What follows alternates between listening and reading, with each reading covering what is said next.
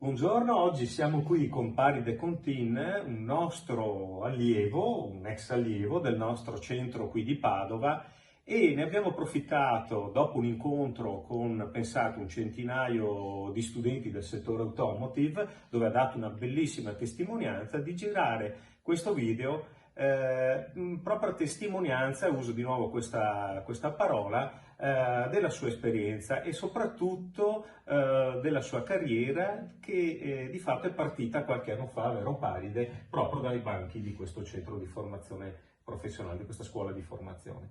Allora, vuoi raccontarci un po' quali sono stati gli inizi, ecco, con la tua storia, la tua esperienza come studente, e poi man mano io interverrò con alcune domande per quanto riguarda proprio poi la parte lavorativa. Allora, tu quanti anni hai, prima di tutto? Sì. Allora, io ho 43 anni ad oggi, ho iniziato a studiare all'ENEP nel 1990, quindi ne avevo Ok. 14, credo. E nel 93 mi sono specializzato in elettronica e dopodiché ho iniziato prima con varie esperienze. Ho iniziato prima, il mio primo lavoro è stato operaio metalmeccanico, poi sono dovuto andare al servizio di leva, poi quando sono tornato ho avuto un'esperienza lavorativa con un'azienda di famiglia. Dopodiché ho avuto accesso al mondo dell'automotive nel 1999 a Padova, in un'azienda. E da lì ho iniziato la mia carriera, da quel momento lì nel 99 e a tutt'oggi, il 2020, sono cresciuto professionalmente come persona e sono ancora lì e adoro ancora il settore automotive. Allora, come potete vedere anche da questi oggetti che sono qui davanti a noi, c'è un trofeo che è particolarmente importante, adesso ci dirai cosa rappresenta, e un colore dominante che è il rosso, con dei simboli, dei marchi che credo tra gli appassionati di un settore, lo diciamo, della Formula 1, quindi del settore delle auto sportive, siano nel cuore di tutti. Ecco, tu ti sei fermato, sono ancora in questo settore, ma come ci sei entrato e cosa stai facendo tuttora? Se ci narri un po' qual è stato il tuo percorso e le scelte che hai dovuto fare per entrare in un settore che non è per tutti. Allora, io all'inizio ho iniziato per un'azienda padovana, per una realtà locale, a lavorare, come fanno molti, ok. Poi però ho avuto l'ispirazione, mi è venuta così l'ispirazione ho pensato di accedere ad opportunità diverse, non direi migliori, ma diverse, di un livello superiore. Forse è un sogno, ho iniziato a sognare, forse diciamo così. Ed è lì che dopo il mio primo lavoro, che è durato 7 anni a Padova, ho iniziato l'esperienza in Formula 1 e da lì quindi motorsport di un certo livello e poi automobili come McLaren in Inghilterra, mi sono anche spostato appunto in Inghilterra, ho fatto molti passi, diciamo mi sono messo un pochino, ho fatto delle scelte difficili, però è una cosa che volevo con forza. Che hanno avuto frutto. Sì. Ecco, quindi siamo all'interno del settore delle auto, dei sogni di molti, Sì. di molti. Quindi auto sportive, auto di lusso, hypercar, Formula 1 hai citato. Come sei entrato appunto in Ferrari e tra l'altro nel racing team? Credo sia il desiderio di tutti Certo, sì. almeno mettere il naso dentro un box di Formula 1. Certo, certo. Allora lì, come spiegavo prima ai ragazzi, dipende da molti fattori e non ho escluso la fortuna perché è importante, perché la prima cosa che pensano molti è chi conoscevi oppure quanta fortuna hai avuto. E ovviamente chi conoscevi non era il mio caso, però può essere il caso per molti altri, però alla fine bisogna provare. L'unica cosa che ho fatto io è stato provare, o mandare una mail, fare una richiesta di lavoro. Allora ero un po' stanco, volevo cambiare l'attività e crescere soprattutto. Allora ho fatto una domanda di lavoro, ho mandato il mio CV e come dicevo, però bisogna scrivere in un certo modo quando fai una domanda a una certa azienda. Il curriculum deve essere preparato in un certo modo, altrimenti l'azienda, se è un'azienda di un certo livello, ti esclude già leggendo l'email se non gli piace come è scritto la lettera o come apre il curriculum se non gli piace come è scritto il curriculum. Dopodiché da lì c'è ovviamente il colloquio, devi andare in azienda, in quel caso io sono andato 3 volte, l'ho sempre passato E poi c'è il mantenimento, cioè quando ti offrono il lavoro devi essere in grado di saper fare il lavoro e tenerlo. Quindi Formula 1 dove tutto è iperaccelerato, immagino che hai dovuto, come dire, pedalare, come si dice in questo caso, guidare, schiacciare sull'acceleratore per farti valere. Ecco. Certo. Poi da lì dicevi che hai fatto una scelta importante, cioè quella di lasciare Ferrari e andare da un concorrente, diciamo, almeno sportivamente. Diciamo così, sì. Da lì il passo è stato, ha richiesto un po' di tempo, ovviamente, però io non è che volevo lasciare il settore dove era perché mi piaceva la Formula 1, anche se è molto difficile perché non c'è sabato, non c'è domenica, non c'è giorno, non c'è notte, si lavora molto, okay, è duro. Però io ho voluto cambiare perché sono cambiati alcuni regolamenti intorno al mondo della Formula 1, quindi per mia convenienza ho voluto lasciare Ferrari e andare in Inghilterra. Okay?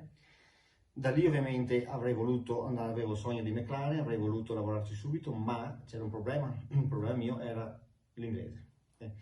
E soprattutto se vuoi fare un lavoro tecnico, l'inglese tuo deve essere eccelso, deve avere un livello eccezionale, okay? Sia parlato che tecnico, perché quando ci sono dei meeting, delle riunioni tecniche, non puoi non essere in grado di capire o rallentare tutto il processo. E per quel motivo ho lavorato in una concessionaria 3 anni e quella è stata la mia scuola di inglese tecnico parlato e lì ho preso tutto e da lì sono poi finito in McLaren nel 2011 e sono rimasto per 7 anni. Caspita, quindi un bel salto. Diciamo che sono tra le scuderie o comunque i marchi che nell'immaginario collettivo di molti italiani, ma non solo, rappresentano tecnologia, tecnica, rappresentano anche la velocità in pista, naturalmente in sicurezza, però è il punto d'arrivo top per quanto riguarda il settore automotive, o meglio appunto il settore automobilistico. Adesso cosa fai?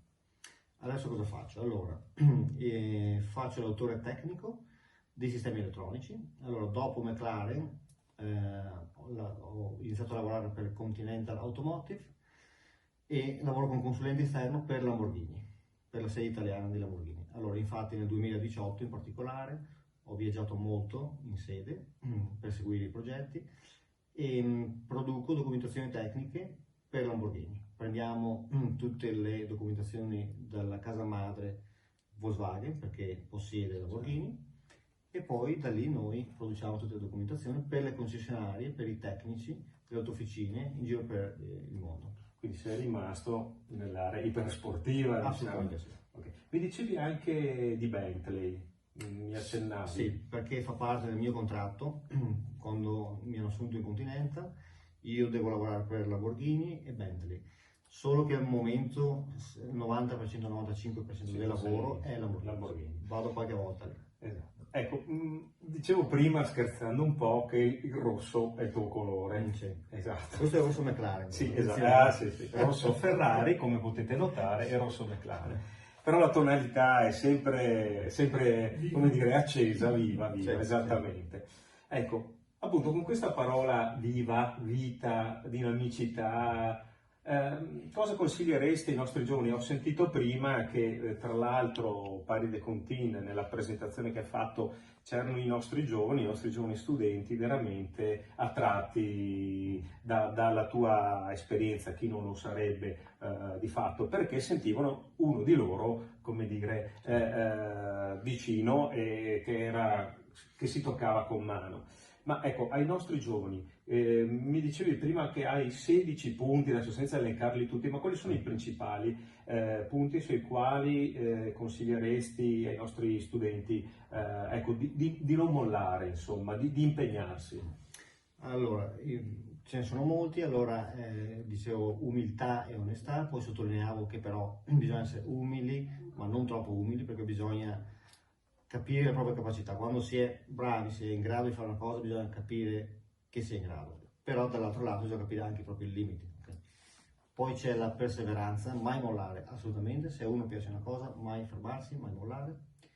E poi c'è anche, ho messo anche lo sbagliare, Okay? Sì, attraverso l'errore imparare, in quel senso, ho sentito infatti. Perché è assolutamente importante. Fare le cose che non sappiamo fare, è lì che impariamo. Se uno continua a fare una cosa che già sa fare bene, non si migliorerà mai. Sarà perfetto. Mettersi sempre alla prova, sempre alla prova e sempre... bene. Quello è la chiave. Paride soprattutto prima, poi è stato veramente tempestato di domande. Uso questo termine perché i giovani veramente ti hanno posto una serie di domande, alcune anche riguardo alla tua vita personale. Una te la volevo fare io. L'Inghilterra qui adesso è in una fase particolare, tutti i giovani, tutti i giornali ne parlano, e i giovani, ce ne sono moltissimi in Inghilterra, italiani che sono andati lì per lavorare. Com'è l'Inghilterra, come la vedi? Ormai, visto che sono 10 anni che sei lì, forse anche qualcuno un po' in di più. Sì. Esatto. Allora, se si sta bene, dici, o in generale, sia dal punto di vista personale, ma soprattutto dal punto di vista lavorativo. Ok, allora, io lì sono stato bene da subito. Ho sentito altri italiani, come parlavamo prima, i quali non stavano bene, quindi è molto soggettivo. Okay? Io posso dire da un punto di vista organizzativo, lavorativo, l'Inghilterra offre di più. Offre di più perché? Perché il sistema è organizzato meglio, offrono differenti, migliori contratti di lavoro. Non parliamo solo di stipendi più alti, ma quello è un'altra cosa, quello è sempre secondario, molto importante ovviamente, però è secondario. Ma la possibilità che ti danno di crescita nelle aziende, no? Come ad esempio anch'io, io non ho mai avuto problemi in Italia, però lì la facilità di spostamento è più semplice, e quando cambi attività dopo 2 anni, 3 anni, la vedono come una cosa positiva e non negativa. Okay? L'opportunità che danno le donne anche lì è molto importante, perché qui, come ripetevo prima, sono un po' più discriminate. Quindi dal punto di vista dell'equità del mercato del lavoro, assolutamente. Quindi ci sono pro e contro, però lavorativamente direi che si sta molto bene in Inghilterra, comparato con qui. Una domanda che riguarda il tuo passato qui in Italia con Ferrari. La cosa che ti ha emozionato di più dell'esperienza di Ferrari? Credo l'esperienza più bella sia stato probabilmente la presentazione nel 2006 dell'autovettura nuova a Mugello, quello che raccontavo sotto la pioggia, perché lì c'era molta pressione, c'erano tutti i piloti ufficiali, non i test driver, e c'era il team completo con Montezemolo, allora presidente, Jean Todt, Ross Brown, e quello è stato molto emozionante. Okay? Ero un po' spaventato, diciamo la verità. E il più bello in assoluto è stato l'addio di Schumacher, non perché ero contento che salutasse la Formula 1, ma perché è stato un evento straordinario, fantastico, unico, sì, sicuramente unico. E aver potuto partecipare da dentro al box è stata una cosa indimenticabile. Oggi ci hai presentato qui da noi con appunto un tocco di rosso nelle 2 tonalità, e soprattutto con questo trofeo. Ci racconti un po' cosa rappresenta? Sì, allora, questo trofeo purtroppo non l'ho vinto io, okay? Però mi è stato consegnato da Michael Schumacher, a me e a tutti i tecnici Formula 1, se non ricordo male nel 2006. In pratica questa è la Coppa del Mondo che vincono i piloti, e questa è una replica. Anche ai piloti va una replica esattamente fatta dalla stessa azienda, così com'è, mentre al team va l'originale, che ovviamente è fatto uguale, ma è originale. Ed è una bella soddisfazione, perché un pilota come Schumacher che regala a noi una cosa del genere è un gesto davvero fantastico. Non è da tutti, infatti, no. Non è da tutti. Un ultimo messaggio ai nostri studenti, ma anche a coloro che vedranno questo video, che sarà disponibile sul nostro canale YouTube. 3 parole, adesso vanno di moda gli hashtag, no? 3 parole chiave, diciamo, per dire a chi vedrà questo video cosa vale la pena di fare rispetto alla tua esperienza nella vita. Tipo 3 aggettivi, diciamo motivazione, passione e sacrificio. Bene, 3 hashtag da imparare a memoria, e chiudiamo questa intervista con la tua immagine con la coppa in mano. Bene, con questo vi salutiamo e naturalmente diamo un piccolo scoop. Con Pari de Contin pensavamo proprio di scrivere a più mani un progetto che a lui è molto caro, che è un libro che non è tanto un libro, non sarà tanto un libro biografico, No. diciamo, ma trarrà dall'esperienza per dare un supporto, un aiuto ai giovani in chiave orientativa. Ecco, con questo seguiteci alle prossime puntate. Grazie.